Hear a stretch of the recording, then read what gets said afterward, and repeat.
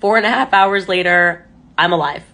I'm alive. I'm totally fine, and I am sorry. I was going to do a show for you guys this evening, but I am truly exhausted. Very productive conversation. I asked every single question. I mean, from Egyptian planes to Turning Point USA Faith, and I was very surprised by some of the answers that I got, and I think they were also very surprised when I shared certain intel.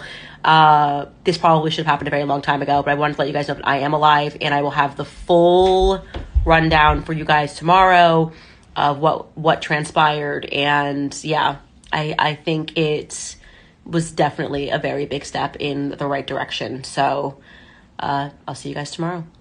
In a dimly lit room, two of the most prominent figures in the conservative movement finally met face to face.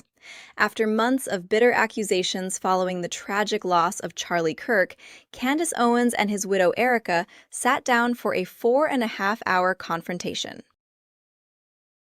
Following this marathon session, Owens released a video statement that immediately sparked intense debate. Dressed in black and speaking from the shadows, she opened with a remark that many found jarring. She announced she was alive. For a meeting intended to bridge a divide, the language suggested a high-stakes standoff rather than a reconciliation. Owens described the conversation as productive, claiming that both parties exchanged intelligence that fundamentally shifted their perspectives. She appeared calm, even relieved, gesturing with open palms to emphasize her sincerity. However, the casual nature of her update, contrasted against the backdrop of a widow approaching her first Christmas alone, struck a discordant note with observers. Critics saw the focus on her own safety as a bizarre pivot, framing herself as a potential victim in a situation defined by Erika Kirk's profound and tangible loss.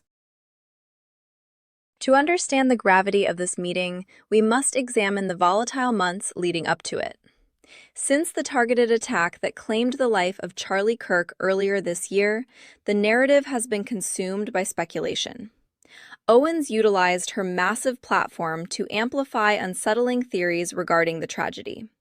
She alleged that foreign military assets, specifically citing Egyptian aircraft, were tracking Erika Kirk.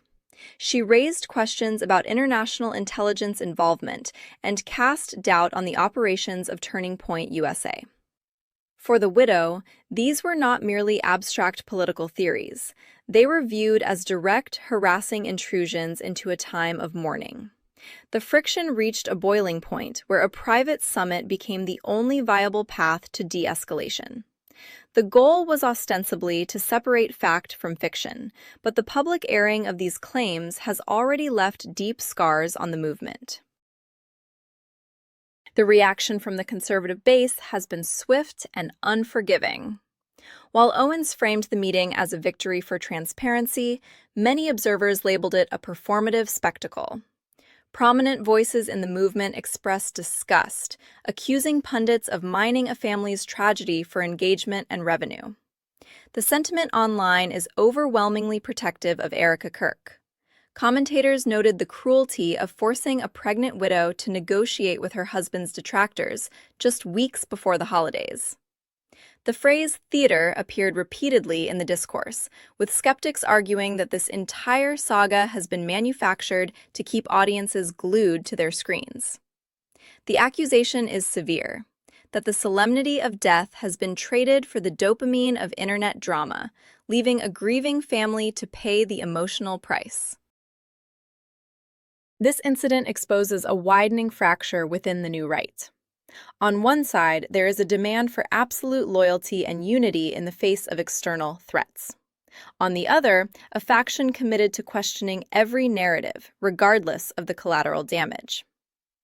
The meeting between Owens and Kirk was supposed to resolve these tensions, but it may have only highlighted them. If the movement cannot distinguish between legitimate investigation and the harassment of its own martyrs' families, it risks internal collapse. As we head into 2026, the question remains, is this a genuine search for truth, or is it a symptom of a movement consuming itself? For now, the ceasefire holds, but the trust, much like the unity of the past, appears to be shattered.